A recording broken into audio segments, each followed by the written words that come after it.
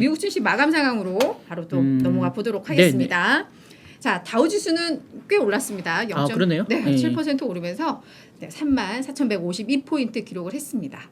자, 그런데 다우지수가 지금 200일선을 얘가 돌파를 했는데 이거 완전히 거의 안착을 한 그렇죠. 네, 그렇죠. 상황이에요. 어제 넘어선 이후에 네, 그래서 위로 더 힘을 받고 있네요. 맞아요. 그래서 다우지수도 좀 기대감이 많이 되는 그런 상황이고 S&P 500과 나스닥은 각각 0.2% 오르고 내렸습니다. 그러니까 완전 이건 보합권 혼조 국면이었는데 그렇죠. 지금 마지막으로 S&P만 지금 200일선 바로 턱 밑까지 와 있기 때문에 네, 그러니까 찍고 이거 내려가고 넘어가야 될 것 같아요. 안착해야 될 것 같아요. 그리고 나스닥은 아직까지 200일선보다는 많이 밑에 쳐져 있지만 얘는 저점 대비 이제 20% 넘게 오르면서 또 네, 약간 강세작 진입 뭐 이런 기대감을 좀 갖게 하는 그런 상황인데 자, 그럼 왜 이런 마감 상황이 나왔을까 보도록 하겠습니다.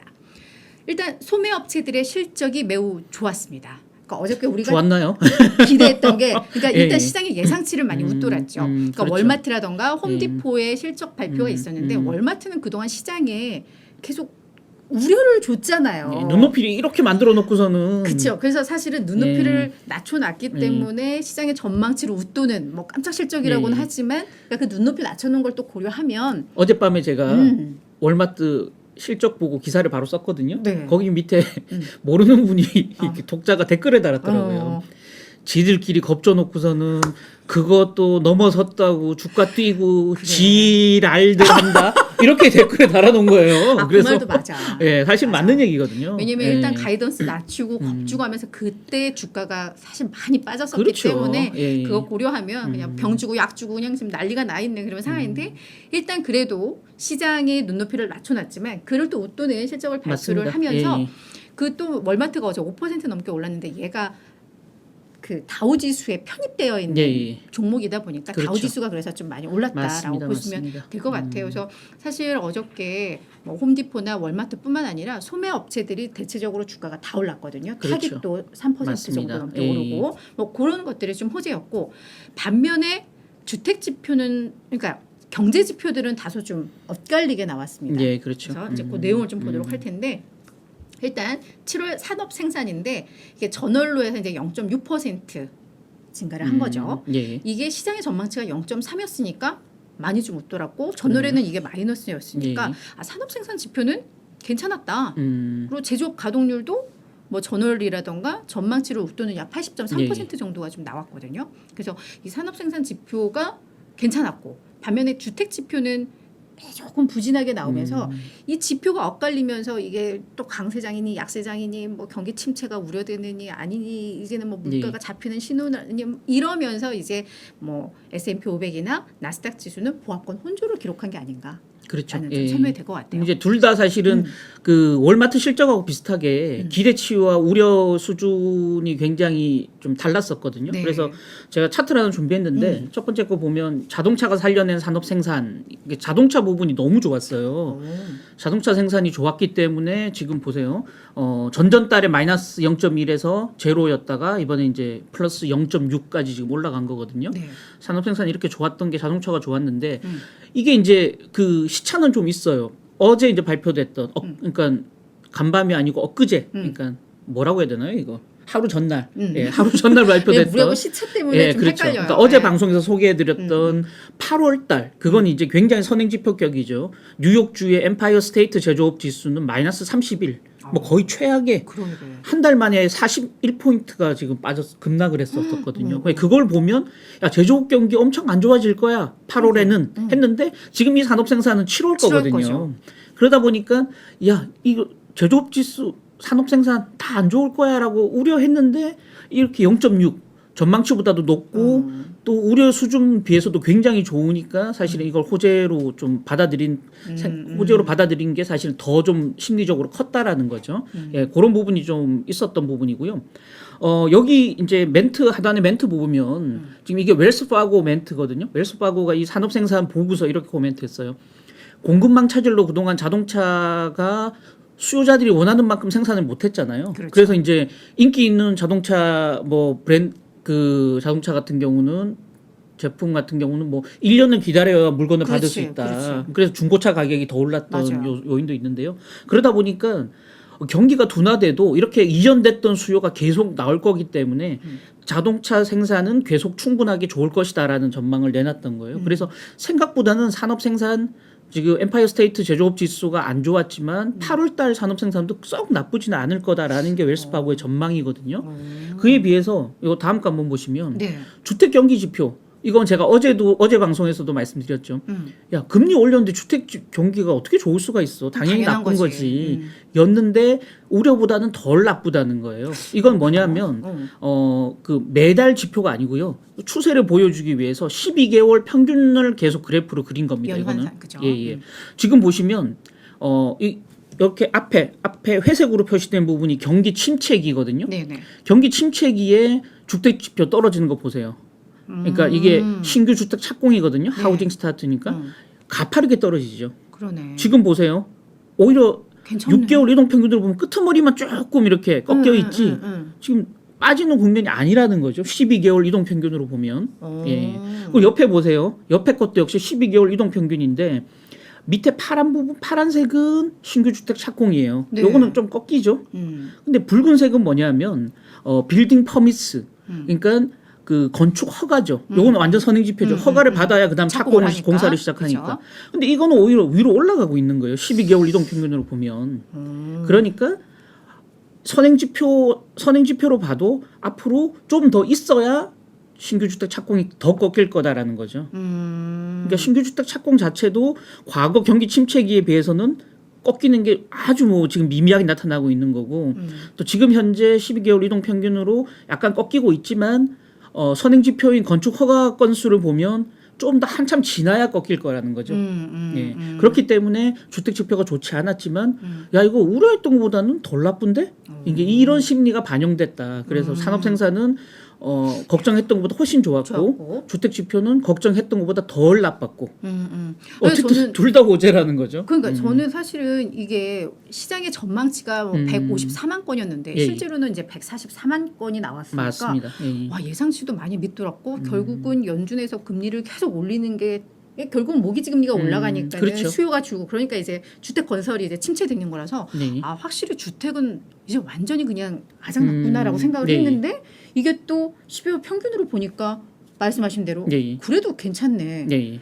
분명히 이제 주택 경기는 꺾인 거는 사실 기정사실이잖아요. 그러니까 예. 물가에 대한 압력은 낮추지만 그러지만 어떤 침체에 대한 그 강도는 생각했던 것보다 완화된. 그러니까 맞습니다. 시장이 예. 원하는 그런 흐름들을 좀 보여주고 있는 게 아닌가. 그래서 이제 이런 심리를 투자자 네. 심리를 잘 보여주는 그 인터뷰가 하나 있어서 제가 소개를 해드리고 네, 싶어요. 네, 네. 그래서 이분 사진을 제가 크게 좀 담았는데 이분 얼굴로 보면 좀 비관적으로 보이는데 딱 그래 보여요. 예, 조금 약간 짜증 섞인 표정이신데 날카롭고. 이거 월가의 대표적인 낙관론자입니다. 장기적인 강세론자라고 불리는 네. 제레미 시걸이라는 분이에요. 이거 웬만한 투자하시는 분들은 다 알 거예요. 최근에 투자의 미래라는 책 한국 번역본으로 나왔어요. 그래서 네네. 그게 이제 잘 나갔었는데 한 6개월 전에 나왔나요? 그래서 이분이 워낙 유명하신 분이에요. 스테이트 오브 아니고 유니버시티 오브 펜실베니아 유펜이라고 말하죠. 이 펜실베니아 대학의 와튼 스쿨 교수입니다. 이분이 이제 장기적으로 계속 주가는 올라간다라고 주장하시는 굉장한 강세론자거든요. 이분이 이제 간밤에 이 두 가지 경제 지표 발표 이후에 CNBC 인터뷰를 했어요. 그래서 이분이 이제 얘기하신 게 아마 지금 시장에 올라가는 강세론을 대변하는 사람들의 전형적인 생각이라다 싶어서 제가 이걸 좀 소개해 드리려고 왔는데요.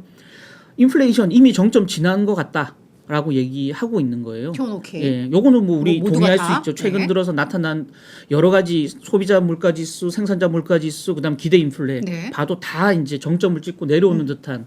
그래서 여긴 동의할 수 있어요. 네. 이 사람 주택 지표 간밤에 부진했지.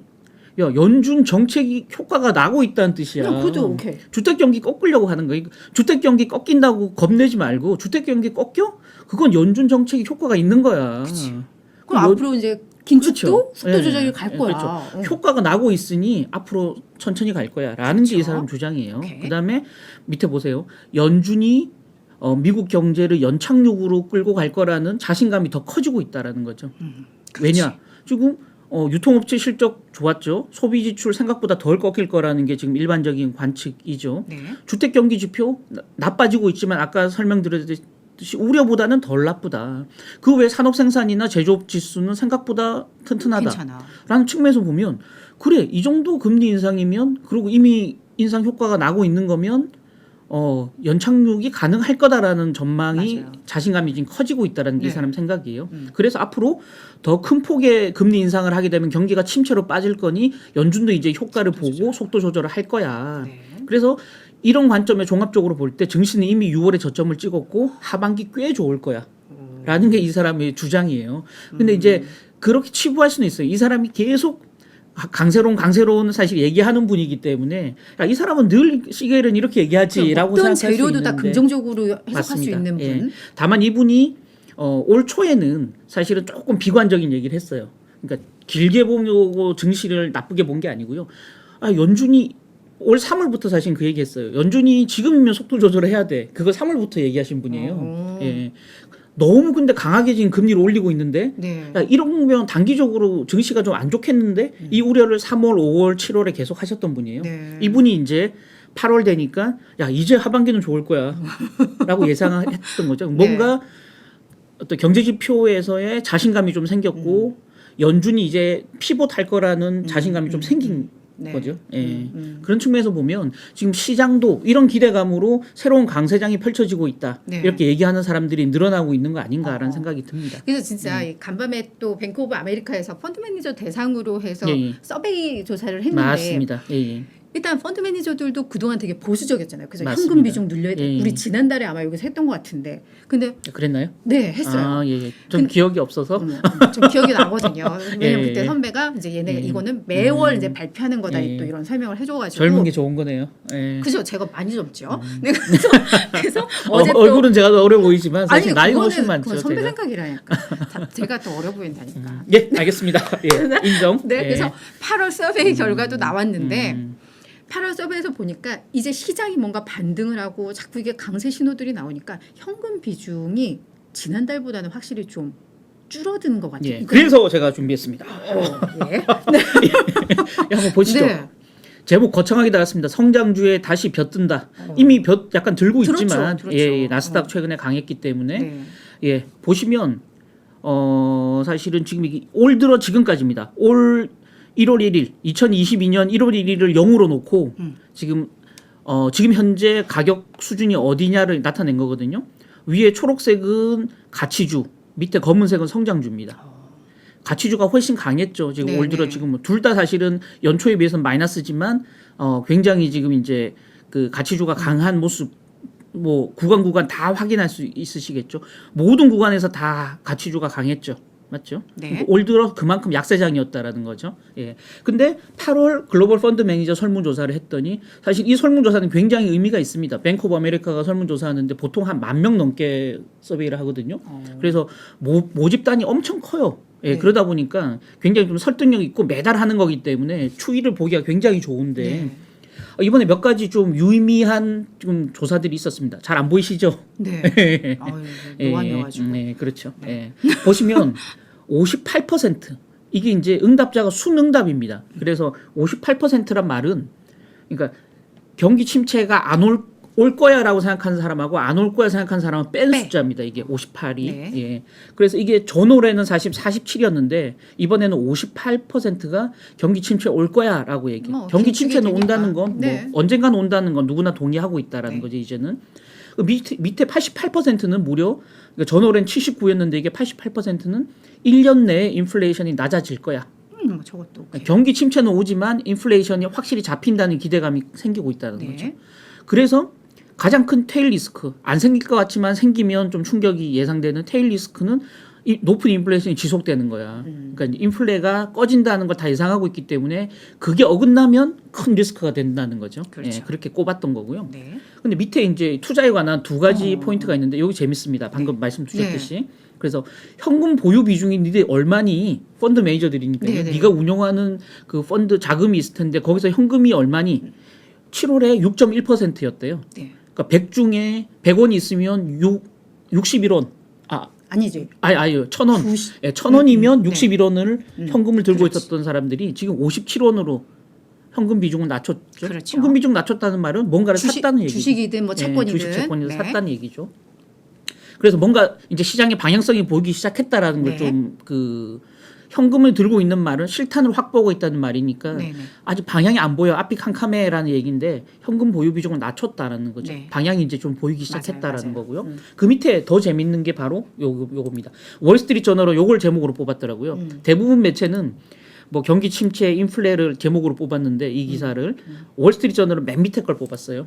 앞으로 1년 내에 가치주보다 성장주가 더 강하다라고 대답한 사람이 처음으로 2년 만에 처음으로 더 많아졌다는 거예요.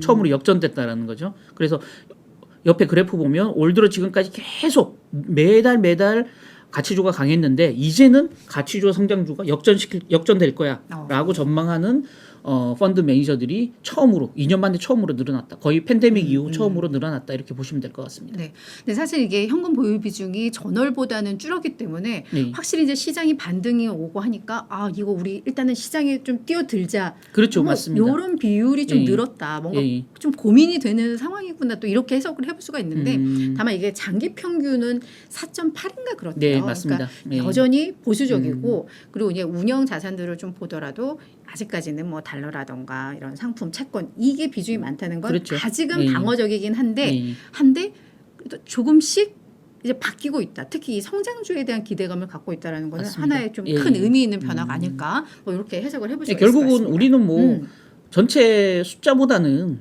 그러니까 연준도 마찬가지지만 피벗, 전환점, 터닝 포인트를 찾아내는 게 시장의 핵심이거든요. 그 터닝 포인트가 이 서베이에서는 적어도 나타나고 있다. 이렇게 보면 될 것 같습니다. 네, 알겠습니다. 자, 이제 주요 기업들의 실적. 확실히 잘 끊어주시네요. 그럼요. 이게 너무 길어지면 안 돼. 빨리 딱 끊고. 더 얘기하려다가 지금 딱 걷어들였습니다. 자, 저희 실적 브리핑으로 가도록 할 텐데요. 앞서 우리가 이미 뭐 다 썰은 좀 풀었는데 조금 더 이제 세부적으로 좀 볼게요. 월마트와 홈디포가 어제 실적 이제 개장 전에 발표를 하면서 사실 시장의 투자 심리를 매우 긍정적으로 만들었다라고 보시면 될 것 같은데요. 매출이 시장의 전망치를 웃돌았습니다. 자, 1,528억 6천만 달러를 기록을 했고요. 조정 EPS도 전망은 1.63달러였는데 1.77달러를 기록을 했습니다. 계속 말씀드렸듯이 일단 시장의 눈높이가 낮아졌는데 그 낮아진 눈높이를 웃돌았다라고 이해를 하시면 될 것 같고요. 여전히 그러면 이렇게 발표하면서 앞으로 그럼 실적에 대해서는 조금 더 기대감을 드러냈나? 근데 그거는 아니에요. 예전에 우리 뭐 EPS는 뭐 11에서 13% 떨어질 것 같고 이건 그대로 유지를 했습니다. 그래서 연간 전망은 그대로 유지했죠. 네, 맞아요. 그래서 그 이유들을 보면 지난번 얘기했던 것처럼 여전히 식료품이나 에너지에 대한 에너지 중심의 소비를 많이 하고 있고 본인들에게 좀 마진이 좀 많이 남을 수 있는 의류라던가 가구에 대한 소비는 확실히 좀 위축되고 있는 게 보인다. 그리고 이 소비자들을 보니 그리고 이게 증가했던 게 이 우리가 월마트는 약간 저소득 소비자들이 많이 찾는 마트로 이해를 하고 있잖아요. 또 그렇게 말씀드리면 또 고객분들이 좀 충격을 받을 수 있으니까 그래도 중저소득 이렇게 얘기하시죠. 저소득층만 얘기하면 그랬는데 이제는 이제 고소득층에서도 월마트를 이용을 하는 고객들이 많이 늘었대요. 식료품 쪽으로. 그렇죠. 맞습니다. 그러니까 연봉이 1억이 넘는데도 이런 할인 매장을 이제 찾을 만큼 인플레에 대한 우려들이 좀 커지고 있다라는. 예전 같으면 저 그때 방송에서 한번 얘기 드렸잖아요. 저한테 따로 얘기하셨어요. 그랬나요? 주로 이제 특파원으로 있을 때 특파원들이나 주재원들은 상대적으로 회사에서 연봉도 받고 최저비도 받기 때문에 그나마 좀 씀씀이가 좀 해프거든요. 그래서 이제 월마트를 안 가요. 월마트 안 가고요. 대부분은 이제 홀푸드 같은 유기농 제품 매장을 가고 나머지는 이제 뭐 그 H마트나 이런 한인 매장, 한인마트를 주로 가거든요. 비싸요, 사실은. 근데 이제 돈이 궁할 때 되면 좀 더 식료품도 좀 싼 걸 사야지 하고 월마트 이렇게 찾게 되거든요. 지금 가끔씩. 그렇다는 거예요. 지금 그런 거예요. 돈 많은 사람들도 유기농 지금 이럴 때 유기농 제품 먹으면 뭐해? 그냥 월마트 채소도 그냥 안전해. 그럼. 그래서 좀 싼 거 찾으러 이제 여기 많이 가고 있다는 맞아요. 거죠. 그래서 그런 수요가 좀 있었고 그리고 이제 기존의 고객들을 좀 분석을 해보니까 이제 이렇게 뭐 세트도 뭐 큰 용량들도 있고 할 텐데 네. 이걸 작은 패키지의 음식을 그렇죠. 좀 더 네. 싼 것들을 산다던가 뭐 햄이라던가 소고기 대신에 뭐 참치 통조림이라던가 뭐 콩 예. 그러니까 단백질은 그렇죠. 해야 되는데 좀 더 싼 이런 것들을 이용을 하고 어제 이제 또 하나의 이제 CFO 멘트가 네. 예전엔 체크 카드를 많이 썼는데 그러니까 있는 지플 현금 카드, 가지고 쓰는 그죠? 이제는 신용 카드를 많이 쓰더라. 많이 쓰더라. 그래서 후불 결제를 많이 하더라. 당장 돈 나가는 게 부담스러우니까요. 맞아요. 그래서 이런 걸로 볼 때 향후에 미국 소비 지출도 조금 둔화될 가능성을 있다. 월마트 어제 시사해 줬다 이렇게 네. 봐도 될 것 같아요. 맞아요. 그래서 이 월마트의 실적에서는 시사하는 점들이 정말 많아요. 그래서 오 예상치 웃돌았어. 브라보 이게 아니라 하나하나 이런 것들을 맞습니다. 좀 비워볼 필요는 있을 것 매출의 같아요. 규모 보세요. 저 맞아요. 엄청나잖아요. 그러다 네, 보니까 엄청나게 많은 고객을 가지고 있다 보니까 그 DB를 잘 활용하면 미국 경제 전체를 읽을 수 있는 게 그렇지. 바로 월마트 실적이다라는 네. 점에서 그러니까 월마트만 보지 말고 미국 소비 경제, 소비 경기 전체를 좀 맞아요. 토파보는 네네. 그런 어떤 지표로 삼았으면 좋겠다는 말씀 드리고 싶습니다. 맞습니다. 그리고 이제 홈디포도 어제 했었는데 우리가 이제 홈디포는 사실 뭐 하는 애인지 하는데 얘가 그냥 쉽게 누가 이렇게 설명을 했더라고요. 우리 코스트코의 2배 규모 네. 매장은 그렇게 크고 엄청 커요. 크고 예. 뭐 별의별 게 다 있대요. 그래서 그 정도 크기의 뭐 철물점이라던가 네. 다이소 그다음에 우리 이렇게 조립해서 쓰는 이케아 예. 요걸 좀 합쳐놓은 곳이다라고 심지어는 생각하면 된다. 그 나무도 있어요. 그래요? 나무 묘목 같은 거 있잖아요. 이 오. 나무 꽃 뭐 이런 그러니까 우리 저기 약간 교외로 서울 교외로 나가면 화분이나 이렇게 큰 거 살 때 화훼 농가 같은 데 가잖아요. 그런 것도 다 있어요. 것까지. 그러니까 정원을 가꾸기 위한 그래서 이제 잔디 깎기 기계 뭐 이런 미국인들 많이 쓰잖아요. 그렇지, 그렇지. 예. 그래서 그런 것들이 가득 차 있어요. 그러다 보니까 장비 자체가 하나하나가 덩치가 크니까 매장도 엄청 크고 안에 들어가면 질려요. 오, 이게 다 가보셨어요? 매장이야? 가보셨어요? 자주 갔죠. 예. 집 가까이 홈디포가 있었어 가지고. 그러니까 이게 미국에서 예, 조금이라도 이게 또 이렇게 2년 넘게 사셨던 분이 이런 생생한 부럽습니다. 네. 네, 저는 그냥 다 글로만 읽고 있습니다. 네, 아무튼 사진도 보세요. 네, 그 홈디포가 실적을 발표를 했는데요. 얘도 시장의 전망치를 웃돌았죠. 매출액은 437억 9천만 달러 기록하면서 뭐 예상치 웃돌았고요. 조정 EPS도 원래 4.94달러 시장에서 예상을 했는데 5.05달러 기록을 했습니다. 근데 이 홈디포에서도 저희가 좀 볼 게 얘네가 뭐 그 지출 금액 자체, 소비자들의 지출 금액 자체는 늘었는데 방문자 수나 예. 뭐 이런 거래 건수는 오히려 줄었어요.